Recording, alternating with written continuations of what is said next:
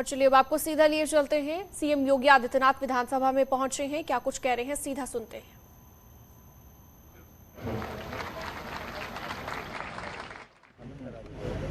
प्रदेश सरकार के मंत्री जल शक्ति मंत्री श्री स्वतंत्र देव सिंह जी, राकेश सचान जी, महापौर श्रीमती संयुक्ता भाटिया जी, माननीय विधायकगण श्री मोहसिन रजा, ब्रजेश पाठक जी, प्रदेश सरकार के मंत्री जल शक्ति मंत्री श्री स्वतंत्र देव सिंह जी, राकेश सचान जी, महापौर श्रीमती संयुक्ता भाटिया जी, माननीय विधायकगण श्री मोहसिन रजा जी, डॉक्टर महेंद्र सिंह जी, श्री आशुतोष टंडन जी,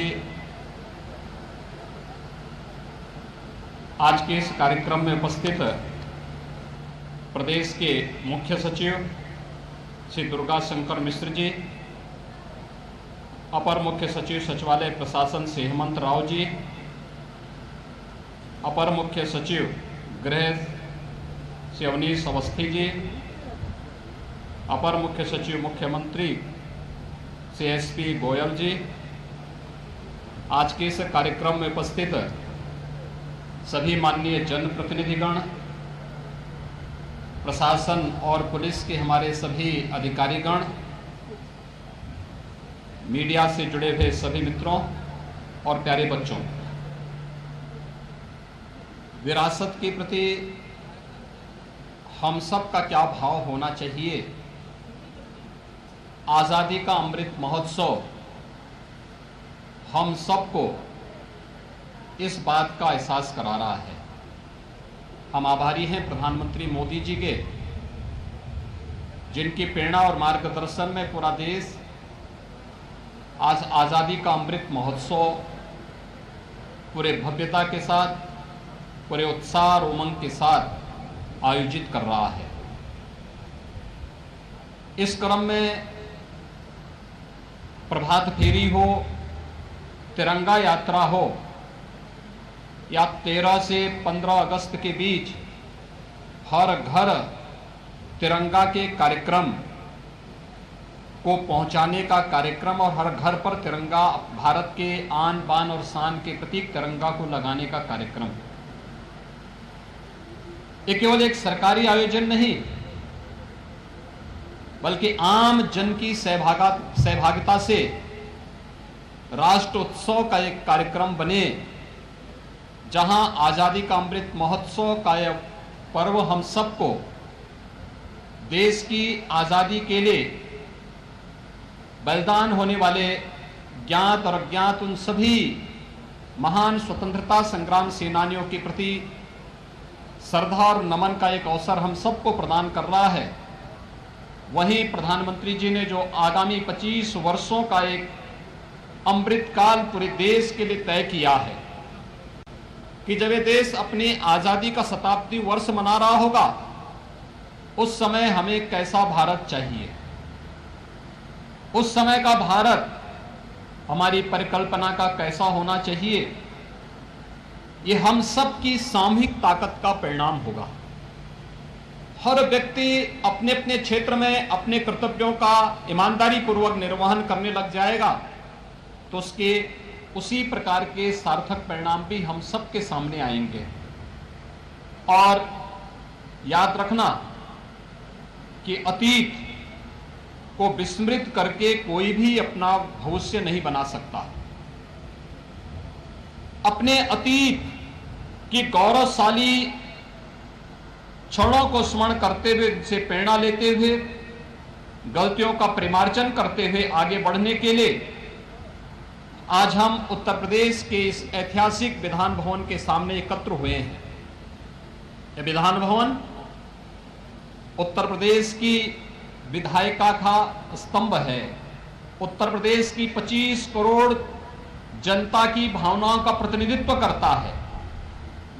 उत्तर प्रदेश की 25 करोड़ जनता के प्रतिनिधि इसी भवन में आकर के उत्तर प्रदेश के विकास की कार्य योजना पर चर्चा करते हैं, मंथन करते हैं, और उससे जो अमृत निकलता है वो अमृत उत्तर प्रदेश को देश की सबसे बड़ी अर्थव्यवस्था बनाने के लिए एक नई प्रेरणा और प्रकाश के रूप में आगे बढ़ाने के लिए हम सबके सामने एक नई कार्य योजना हम सबके सामने प्रस्तुत करता है।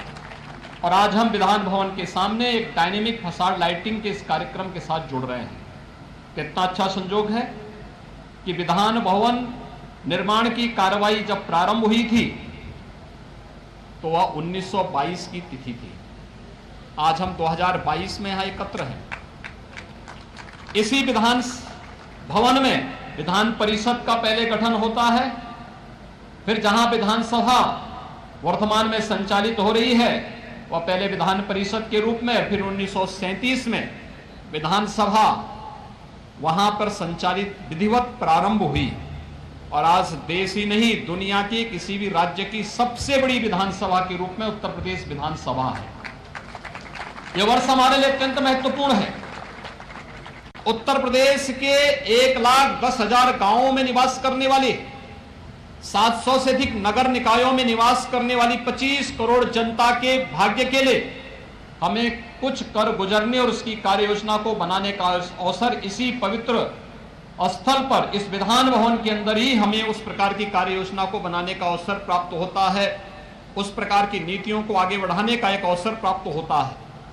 और इस विधान भवन की इस कार्य योजना को इस वर्ष ई विधान के साथ भी जोड़ने का सौभाग्य हम सबको प्राप्त हुआ है।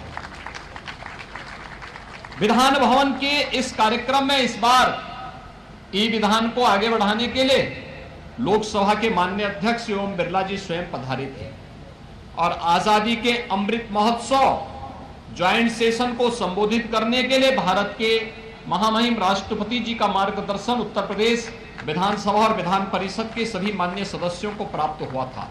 और आज हमारा यह सौभाग्य है कि आज रक्षाबंधन का दिन भी है, अपनी विरासत की स्मृतियों को आगे बढ़ाने का एक पावन आयोजन भी है।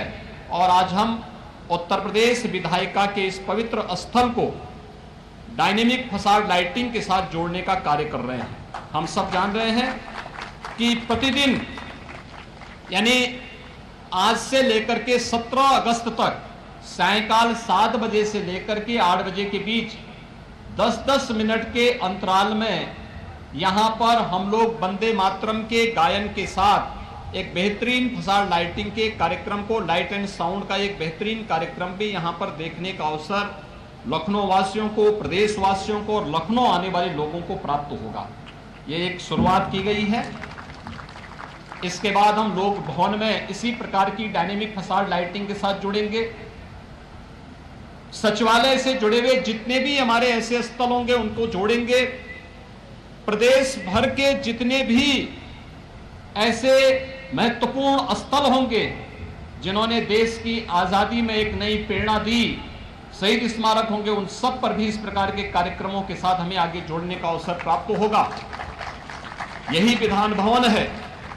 1937 में जब विधानसभा की कार्रवाई इस विधान भवन से जब विधिवत प्रारंभ हुई थी, उस समय के कोई भी ऐसे स्वतंत्रता संग्राम सेनानी नहीं थे जिन्होंने इस विधान भवन में आकर के उत्तर प्रदेश की आजादी की उस अगुवाई को नेतृत्व देने का कार्य न किया हो। यही भवन है जिसने देश की आजादी के लिए उस समय देश के स्वतंत्रता संग्राम सेनानियों के जज्बे को आगे बढ़ाने का कार्य किया था, उन्हें एक मंच भी प्रदान किया था। आज के इस अवसर पर मैं आप सबको रक्षाबंधन की हार्दिक बधाई देता हूं।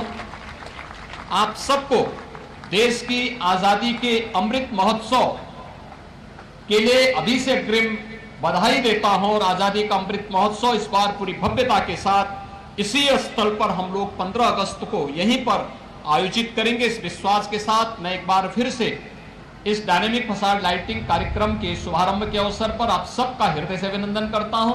कुछ ही देर में प्रारंभ होने जा रहा है, आप सब इसका आनंद लेंगे। इस विश्वास के साथ आप सबके प्रति मेरी शुभकामनाएं।